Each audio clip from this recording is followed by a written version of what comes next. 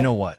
Everyone and their grandma wants to talk about the Steelers' run defense right now. You'll hear it at the water cooler, on your group chats, and probably from that one loud guy yelling on the sidewalk outside the stadium. And hey, I get it. That part of the game was a disaster. But let's hit pause on that for a second. Because if you watched this game and all you came away with was, ugh, the run defense sucked, you missed something way more important. You missed the moment.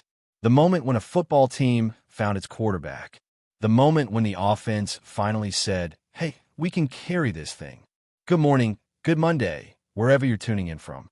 The Steelers went into East Rutherford and snatched a wild win over the Jets, 34-32.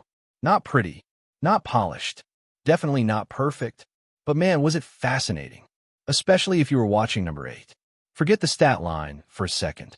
Yes, Aaron Rodgers went 22 for 30, 244 yards for touchdowns. That's already a monster game. But what Rodgers did between those numbers, the feel, the command, the manipulation of the defense, that was vintage stuff. We're not just talking about a quarterback who executed the plays. We're talking about a quarterback who owned the offense. This wasn't pre-snap check downs and safe throws. This was Rodgers orchestrating like a maestro. Let's rewind all the way to the very first snap. First play of the game, Rodgers rifles a pass to DK Metcalf, and it clangs right off his hands. Total shock. That's not something you expect from a guy like Metcalf. But what does Rodgers do? Goes right back to him.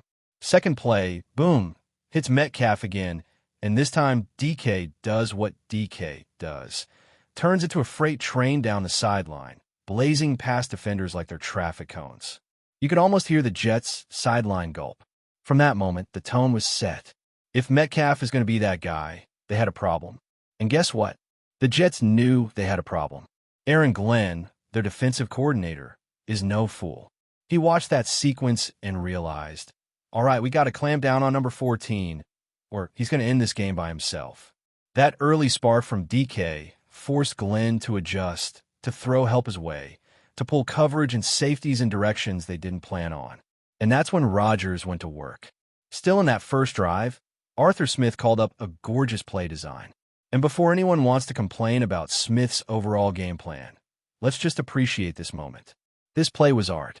Calvin Austin ran a deep, kind of straightish route that angled back toward the middle of the end zone.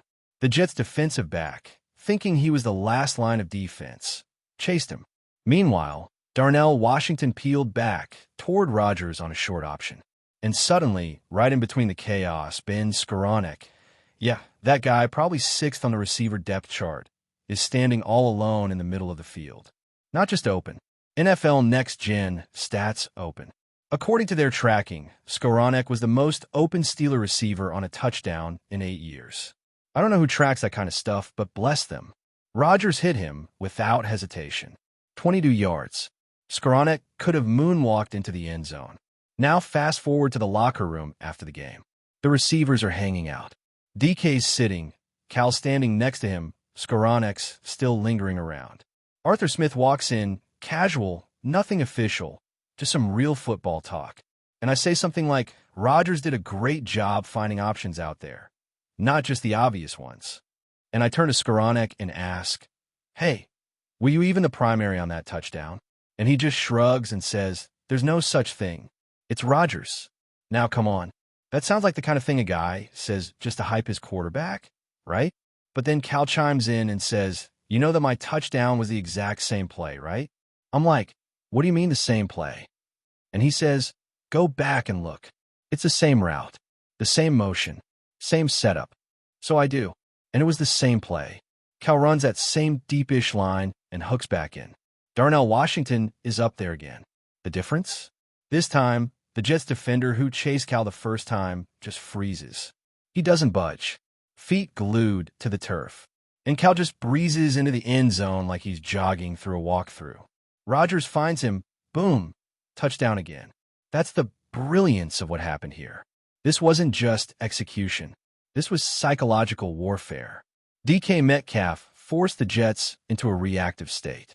He didn't score a touchdown on that early catch, but he broke the game open in a different way. He scared the defense, made them shift their strategy, and Rodgers read every adjustment like a poker player reading tells. If they cheat one way, he goes the other. And the receivers, Cal, Ben, Darnell, they all got to eat because of it. And this is where Arthur Smith deserves some flowers. Because it's one thing to have a superstar quarterback. It's another to design plays that put your sixth receiver in a position to be the most open target in nearly a decade. And then to run that same play twice, just with a different trigger. That's coordination. That's preparation. That's knowing your opponent better than they know themselves. But the beauty of Rodgers' performance wasn't just the touchdowns. It was how easy he made it look. You could tell from the sideline that he wasn't flustered. The Jets weren't throwing exotic blitzes at him. And even when they did bring pressure, he stood in, made his reads, and got the ball out. The rhythm was crisp. The decisions were sharp. The offense didn't just survive, it flowed. And here's the thing people keep forgetting. This Steelers offense put up 34 points. That doesn't happen unless your quarterback is in full command. And yeah, the defense gave up more than it should have. We're going to get into that in another segment, don't worry. But let's stop brushing past what happened on the other side of the ball, just because we're used to Pittsburgh being a defense-first team. This wasn't a fluke. This was Rodgers doing Rodgers things. You've got a quarterback now who doesn't need everything to be perfect around him. He's not just checking the first read and hoping it works out. He's diagnosing, adjusting, trusting his guys to win. And they did. They all did. DK set the tone. Cal ran wild. Skoranek made history. Darnell did his job. And Rodgers? He ran the show. Now, we can't just ride the high of a 34-point performance and ignore the other half of the story. Because the other half? It was ugly. It was frustrating. And honestly, it's something Steelers fans have seen far too often over the past few years. I'm talking about that run defense. Yeah, that run defense. Let's not sugarcoat it. The Steelers gave up chunks. Not yards, chunks. The Jets came in with one mission: pound the ball. Run it early, run it often, and run it until someone proved they could stop it. And the truth is no one did. Not in the first quarter. Not in the second. Not until way too late. And the scary part? It wasn't a surprise. This is what the Jets do. It's what they said they were going to do. They didn't hide it. They didn't disguise it. They walked into MetLife Stadium with a game plan written in crayon, held it up to the Steelers defense, and said, try and stop it. Pittsburgh couldn't. First offensive snap of the game, boom. Breece Hall rips off nearly 30 yards right up the gut. Right up the gut. No misdirection. No trickery. Just zone blocking, one cut, and daylight. If not for Jalen Ramsey chasing him down from behind, Hall might still be running right now. That was the opening punch. And it landed. And from there, the Jets kept swinging. Let's break this down, because there's plenty of blame to go around. First, personnel. The Steelers have dudes on that defense. Guys who can hit, guys who can run, guys who are supposed to be disruptive. But in this game, not so much. Keanu Benton, invisible. Isaiah Loudermilk, shoved around. Peyton Wilson looked lost. These are supposed to be your energy guys, your gap fillers, your you shall not pass core. But instead, they were over-pursuing, misreading their keys, and getting sealed off over and over again. You could drive a pickup truck through some of those lanes. And the Jets did, with Breece Hall in the driver's seat. But here's where it gets really frustrating. It wasn't just execution. It was philosophy. This coaching staff came out with a game plan that didn't make any sense. Passive fronts. Inside linebackers playing deep like safeties. No urgency at the line of scrimmage. No aggression. Just a soft shell that screamed, "We dare you to run." And the Jets said, gladly. It's not like this is a one-off issue either. This passive run defense has been haunting the Steelers for years now. Go back to the Keith Butler era. Same deal. Wide open gaps, missed tackles, failure to adjust. Now we're looking at the Tomlin and Terrell Austin combination and wondering, what changed? Because the same problems are showing up again and again. This wasn't just a personnel failure. It was strategic, and it was stubborn. Like, how do you sit through the entire first half, getting gashed every drive, and not switch things up until the third quarter? Let me paint the picture. You've got players in Latrobe all summer talking about being the most aggressive, blitz-heavy, teeth-bare defense the league has seen. You've got Tomlin calling them historic. You got vibes, swagger, trash talk, all that. And then the season opens, and the unit shows up like they're auditioning for a bend-don't-break clinic. Newsflash, they bent. And they broke. There were sequences where it looked like the Steelers had never even practiced against a running team. Simple zone runs, nothing exotic, and the linebackers are stuck in cement. The safeties are 10 yards back, reacting late. The down linemen? Getting moved. And that's what really stings. You have all these aggressive pieces and you neuter them with passive play calls. It's like buying a sports car and then refusing to take it out of first gear. And look, I'm not saying the players get a free pass. Not at all. This was bad execution across the board.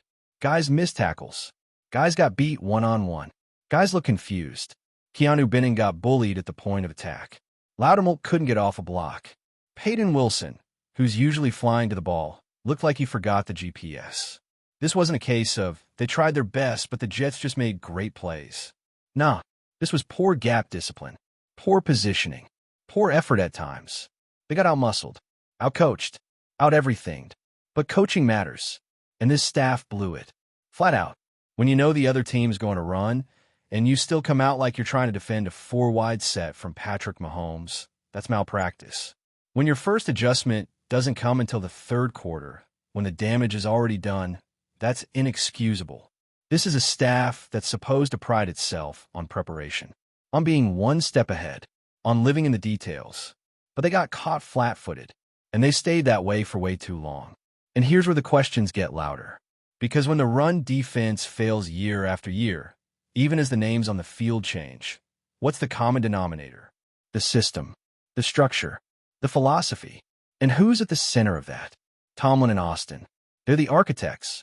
And right now, the house is leaking. You can have all the talent in the world, TJ Watt on the edge, Minka patrolling the back, but if your core can't stop the run, everything else falls apart. You lose time of possession. You get gashed on early downs. You force your offense into shootouts when it shouldn't be necessary. And you put pressure on your pass rush to be perfect every single snap. That's not sustainable. And here's the kicker. This wasn't some elite, top 3 rushing attack they were facing. It was the Jets. A team with talent, sure, but not a juggernaut. And they ran wild. They dictated terms. They played their game, not Pittsburgh's. And even though the Steelers came out with a win, they can't fool themselves into thinking this is okay. Because it's not. Look, credit to the offense. They bailed the team out. They put 34 points on the board and kept firing. But this defensive unit needs to take a long look in the mirror. Not just the players, the coaches. Especially the coaches. You can't talk all offseason about being the tone-setting, smash-mouth unit and then lay an egg in week 1. You can't send a message all camp about attacking and then come out playing on your heels. That's how you lose trust. In the locker room, in the fan base, and eventually in the standings. So now the question is, do they fix it? Can they fix it? Because what we saw out there isn't a scheme that's one adjustment away. It's a mindset that needs to change. The run defense won't get better just by hoping it does. It needs urgency. It needs accountability. And it needs leadership from the top down. But before we dive in, don't forget to subscribe to Steelers Nation Central and hit the like button on this video. Your support helps us keep bringing you the latest updates on the Pittsburgh Steelers. And don't forget to share your thoughts on the news in the comments below. National explosion in the NFL. Rumors are swirling like wildfire after the Pittsburgh Steelers reportedly made a blockbuster move that could reshape the league.